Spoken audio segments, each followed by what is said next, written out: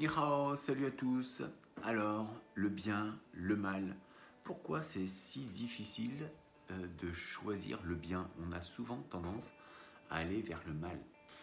Pourquoi on est si facilement attiré par le mal? Pourquoi? On voit ça ensemble? A tout de suite. C'est toujours plus facile de faire des choses simples que des choses compliquées. Et on a souvent tendance à aller vers la simplicité. Parce que quand c'est compliqué, on n'a pas envie de le faire. Quand c'est pas fun, et les choses compliquées, ça donne pas envie.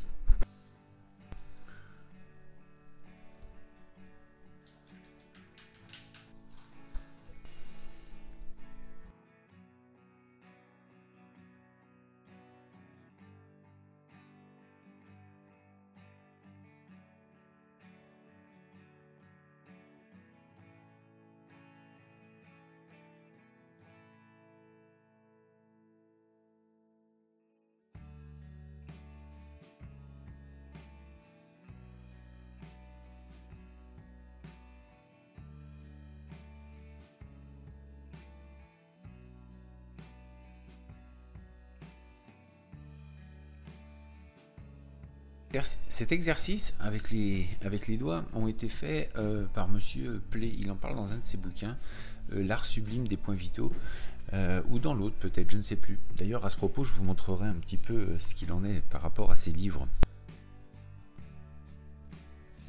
Gros succès, gros bide. Alors pourquoi est-ce qu'il y en a un qui marche et l'autre non? On en revient au même.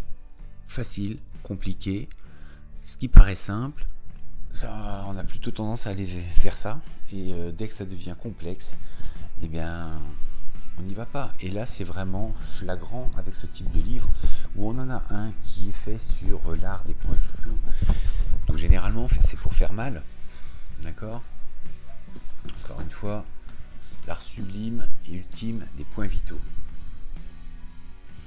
Comment faire mal? Gros carton. L'art sublime des points de vie, gros bide. On touche le vrai problème. Encore une fois, c'est quand c'est simple, on va vers ça. C'est l'être humain. On a cette tendance à aller vers la facilité. Donc, pour tous les projets, pour votre vie, sachez qu'on sera toujours attiré par la simplicité, par le côté facile des choses, où on ne s'engage pas et où c'est simple. Parce que dès que ça demande un peu d'effort, dès que ça demande d'investissement personnel, je parle en termes de temps, je parle même pas en termes d'argent, ça va être compliqué. On n'a pas envie. On va vers la facilité, toujours. On veut jouer, on veut se reposer, on devient de plus en plus feignant. Alors c'est bien d'être feignant de temps en temps, c'est vrai que c'est bien, mais c'est pas comme ça qu'on va avancer dans ces projets et qu'on va avancer. C'est parce qu'on en fait tous les jours un petit peu qu'on va avancer. Et en se donnant ce goût du travail, par rapport à ce qu'on aime, bien sûr, on va pouvoir mettre une charge de travail supplémentaire petit à petit, et on va s'habituer à se prendre des charges de travail de plus en plus grosses. Et de toute façon, il n'y a pas de secret, c'est parce que vous allez faire, et un petit peu tous les jours, que vous allez arriver dans vos projets. C'est clair que ça ne va pas arriver comme ça.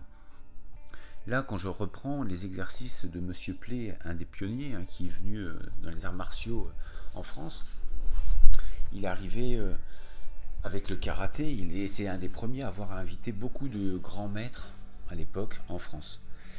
Et il le disait lui-même, c'est que l'être humain va être plus attiré par des secrets, il le voyait, par des secrets, on va dire mystiques, un peu bizarres, comme l'art secret où vous touchez une fois, et c'est le Ken le survivant, vous savez, ce dessin animé où il vous touche un point et vous explosez. Et ça, si un jour il y a quelqu'un qui sort un livre comme ça, croyez-moi, ça va être un best-seller, parce que les gens voudront connaître comment tuer quelqu'un rapidement.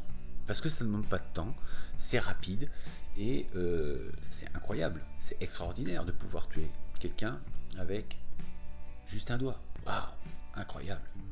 quel progrès on a fait. On se dit évoluer, ça fait des fois un peu peur. Sur le terme d'évolution, c'est quoi l'évolution? Et son deuxième bouquin, par exemple, donc l'art ultime des points de vie, c'est-à-dire de quels sont les points, quelles sont les méthodes de réanimation, justement pour sauver quelqu'un, peut-être. Ça me paraît déjà plus intéressant que de tuer. On aura peut-être plus souvent l'occasion de sauver quelqu'un que de tuer quelqu'un. Enfin, je vous le souhaite. Et c'est quand même plus noble de se dire j'ai sauvé quelqu'un que j'ai tué quelqu'un. Du coup, ce livre-là, qui vous montre les points de vie et comment soigner quelqu'un, éventuellement le réanimer, parce qu'il y a des quatsu, donc des formes de... Il y en a beaucoup d'ailleurs, hein. Nous on en connaît une, d'ailleurs c'est ce que vous allez apprendre si vous faites le brevet de secourisme, mais il y en a beaucoup d'autres, c'est impressionnant, il y a beaucoup d'autres façons de réanimer des gens. Et oui, 24 quatsu assises, de forme assise.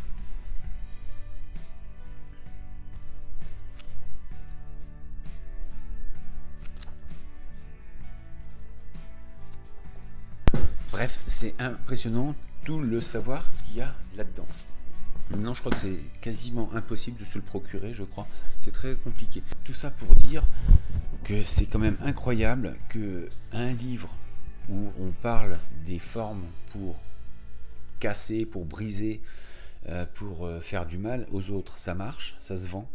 Et dès qu'il faut soigner ou réanimer ou faire du bien aux gens, ça se vend pas. Quelque part, c'est vrai que ça fait peur, surtout venant du monde des arts martiaux. Ça veut dire que c'est quand même un monsieur, alors qu'on aime ou qu'on n'aime pas, qu'on n'apprécie pas, quoi. Enfin, il y a un moment, il faut savoir se rendre compte du travail qui a été fourni, c'est énorme. Et du coup, il y a du savoir dans ces bouquins. Eh ben, ça n'a pas été acheté. Il y en a un des deux qui n'a pas été acheté. Enfin, ça fait bizarre. Et moi, dans la pratique martiale, mon professeur m'avait dit, si tu sais pas réparer, ne casse pas. Donc dans la pratique, quand on commençait à s'entraîner, qu'on faisait des formes de combat, on évite de se faire trop mal, parce que si vous cassez un nez, faut savoir le réparer, si vous cassez un bras, faut savoir le réparer, si vous cassez etc. Donc du coup vous faites un peu plus attention, parce que si vous restez avec ces principes de vie tout au long de votre vie, justement, vous ferez peut-être attention à ce que vous faites, parce que vous vous direz, si je casse quelque chose, je dois être capable de le refaire. Un verre, c'est facile, je prends un verre, paf, je le casse. Maintenant, refaire un verre, ça demande d'autres savoirs, d'autres compétences. Et le verre qui est cassé va demander une seconde. Le verre à refaire, ça va demander plusieurs mois, parce qu'il va falloir que j'apprenne la technique du verre. Il va falloir que j'apprenne beaucoup de choses avant de refaire ce putain de verre que j'aurais cassé sous le coup de la colère. Je pense qu'il est important de prendre conscience de ça, qu'on va se tourner de plus en plus vers la facilité, que la facilité n'amène rien sinon sur le moment présent, sur un court instant. On va se faire du bien, on va pas passer à l'étape où on va faire les choses qu'on devait faire. Mais de toute façon, les choses qu'on devait faire, il faudra qu'on les fasse un jour ou l'autre. C'est reculer pour mieux sauter. On ne va pas arranger sa vie en faisant toujours, en remettant toujours à demain. Donc essayez d'avancer, ne pas tourner sur soi tout le temps, et puis essayez d'avancer au mieux de ce que vous pouvez.